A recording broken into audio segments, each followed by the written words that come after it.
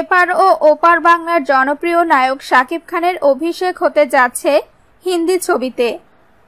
তিনি নিজেই এমনটা জানিয়েছেন। তিনি বলেন, অনেকদিন ধরেই একটি হিন্দি ছবি নিয়ে কথা হচ্ছিল। এই ছবিটি করার জন্য অনেকদিন ধরেই ভারতের একটি প্রতিষ্ঠান বলছে, তবে আমি এখনো হ্যাঁ করিনি।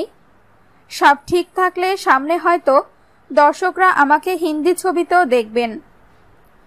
গত ঈদে কলকাতায় মুক্তি পেয়েছে শাকিব খান অভিনীত ভাইজান এলোরে। জয়দীপ মুখার্জির পরিচালনায় এই ছবিতে শাকিবের বিপরীতে কলকাতার দুই নায়িকা শ্রাবন্তী ও পায়েল সরকার রয়েছেন।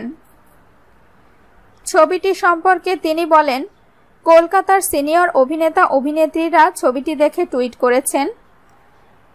তারা ছবিটি পছন্দ করেছেন। অনেকে আমাকে ফোন করে শুভেচ্ছা জানিয়েছেন। এ বিষয়টি আমার খুব ভালো লেগেছে।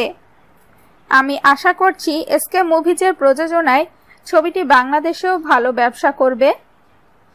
নতুন কাজ নিয়ে কথা বলে এই অভিনেতা বলেন, অনেকদিন ধরেই একটা হিন্দি ছবি নিয়ে কথা হচ্ছিল। এই ছবিটি করার জন্য অনেকদিন ধরেই ভারতের একটি প্রতিষ্ঠান বলছে, তবে আমি এখনো হ্যাঁ করিনি। আমি আগে আমাদের দেশের চলচ্চিত্রে বেশি সময় দিব, এরপর অন্য কোনো ছবি।